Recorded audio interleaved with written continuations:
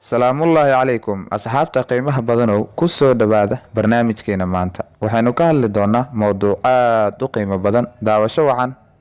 qofna ma liito balse waxaa jira qof aan aqoon halka uu ku fiican yahay. marnaba ha yareysan naftaada haddii weynaan iyo xoog wax taraan. maroodiga ayaa ahaan lahaa boqorka xayawaanka, laakiin waxaa ah libaax oo cudud iyo cabir ka yar.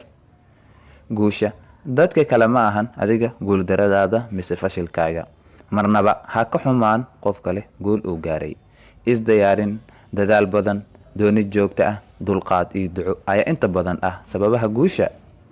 had iyo jeer ku duceyso in aad hesho indha ka arka dadka waxa ugu wanaagsan, qalbi cafiya waxa ugu xun ee lagu sameeyo, maskax hilmaamta wax kastoo xun, iyo ruux aan marnaba lumin rumaynta iyo iimaanka rabbigeed.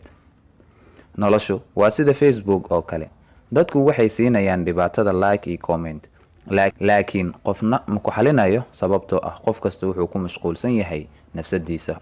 marnaba ha u ogolaan inuu qof ku liido ama ku dareensiiyo in aadan qiimo lahayn. alle wuxuu kuu abuuray ujeeddo cad, alle ayaana ku karaameeyey. ha ka cabsan cadowga kuu soo bareera oo ku soo weerara, laakiin iska ilaali saaxiibka beenta ah ee hab ku siiya. ka taxadar, aaminaada aad bay u jilicsan tahay una jabi og tahay goortii ay jabto waxaa ka dhalan kara baaba. way adag tahay in dib loo kasbado xaqiiqadii, marnaba ma ahaanayso sideedii hore. alle subxaanahu watacaala ha kaaga jawaabo ducadaada gaarka ku ah. ha masaamaxo ilinta kaa timaada adigoo keligaa ah.